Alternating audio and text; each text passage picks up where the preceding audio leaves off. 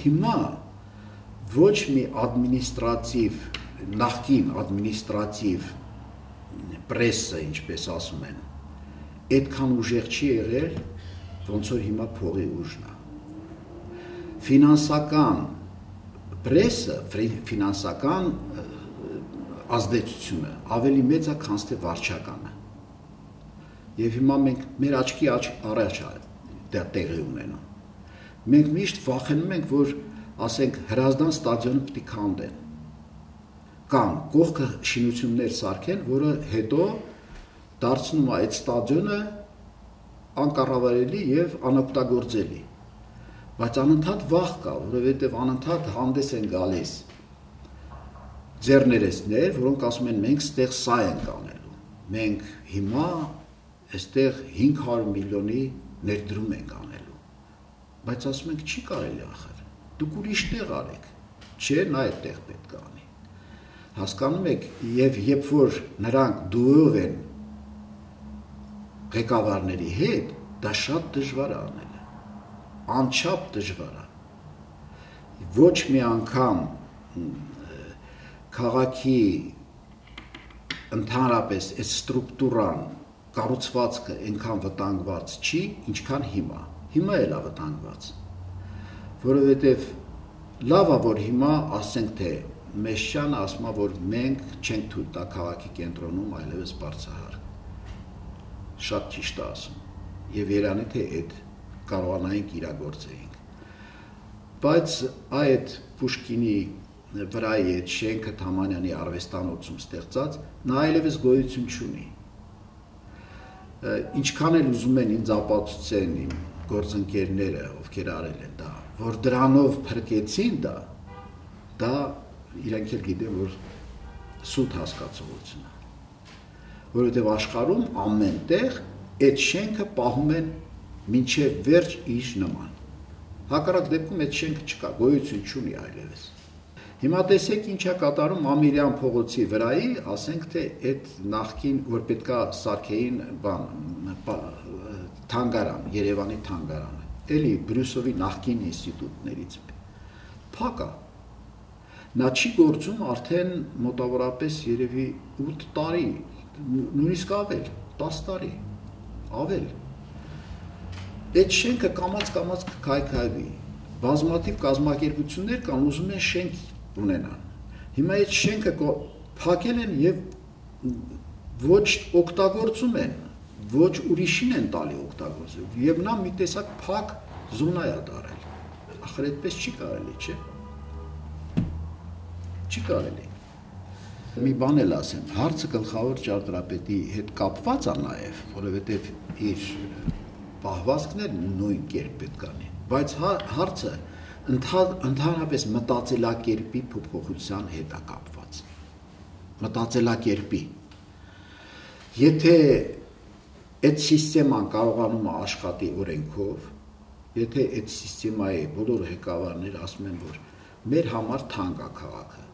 մեր համար ավելի լավ է այստեղը բաց մնա հանրային տարածք որպես եւ օգտագործվի քաղաքացիների կողմից, քան թե տանք որևիցե մեկին, որը այդտեղ կսարքի, որովհետեւ ուրիշ բան չկա այնտեղ անելու։ Հանրային տարածքը նա ամենա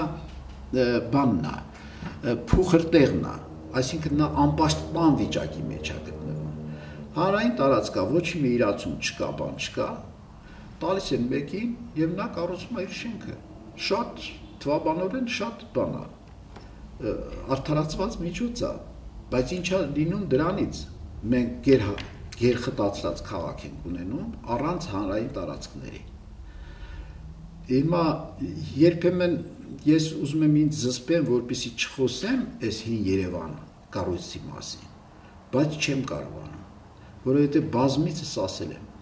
հին Երևան այդպես կոչված կառույցը է դա,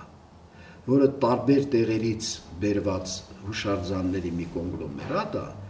եւ որի արկայությունը բերեց նրան, որ կատալիզատորի դեր կատարեց այդ հուշարձանների քանդման համար։ Ասեցին արդեն տեղը կա, Կարելի է այդ հուշարձանները բոլորը քանդել եւ տեղափոխել այդտեղ։ Դա կատալիզատորի դեր կատարեց։ Այնինչ գլխավոր պողոտան ըստ Թամանյանի պետքա մնար որպես հանրային տարածք եւ կանաչ տարածք, որպեսզի այդ մեր քաղաքացիները ինչ պակաս մարդիկ են, լավ զբոսնեն այդ տեղում, լավ զգան իրանց, որովհետև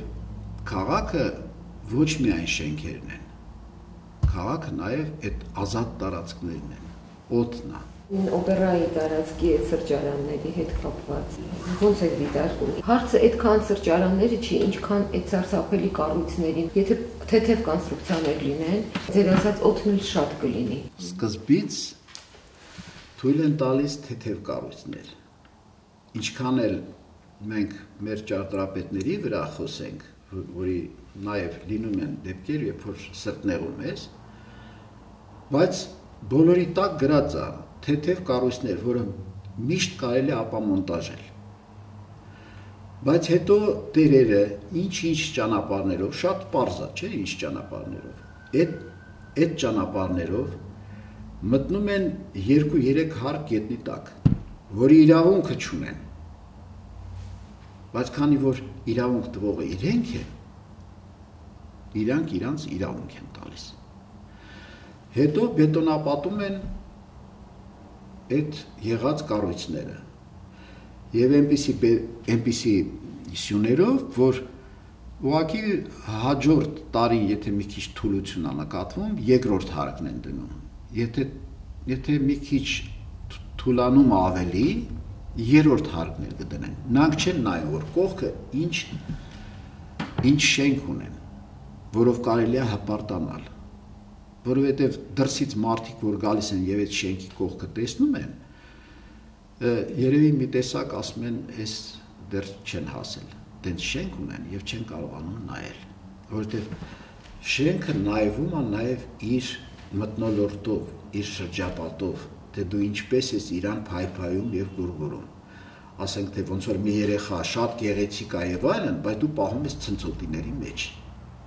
Տեղեր կան հիմա, որ բաց տարածքներ են թվում, նույնիսկ ծայրամասերում։ Թամանյանը անկյունների շենքերը դրել էր եւ հետո պետքա լրացվեին դրանք նույն ճարտարապետական սկզբունքով, այսինքն մեր ժառանգական տենց ճարտարապետական սկզբունքով, որը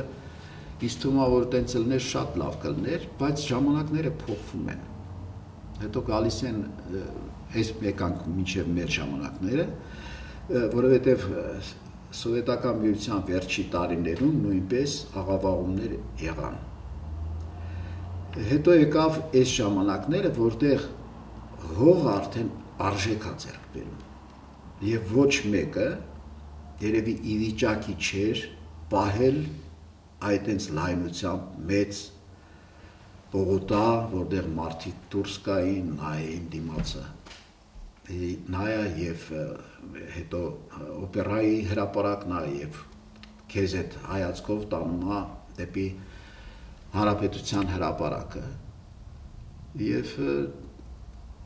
միայն գաղտնիքը դրանումն է, որ հողը շատ թանկ է եւ յուրաքանչյուր քառակուսի սանտիմետրի համար կռիվ է գնում եւ հաղթում է փողը եւ դրա հետ մենք կորցեցինք նաեւ հանրապետության հրապարակը իր ամբողջ գեղագիտական բանով, որ մարդու հորիզոնի վրա է, բայց մի քիչ աչքդ որ բարձրացնում ես վերև, դու տեսնում ես, որ հրապարակը կանգուն է, բայց ինքը արդեն չկա։ Իր նախնական կերպարով ստեղծած Թամանյանի, որ դա պետք է լինի Հայաստանի Երևանի կենտրոնը եւ Հայաստանի սիրտը, վարչական կենտրոն որպես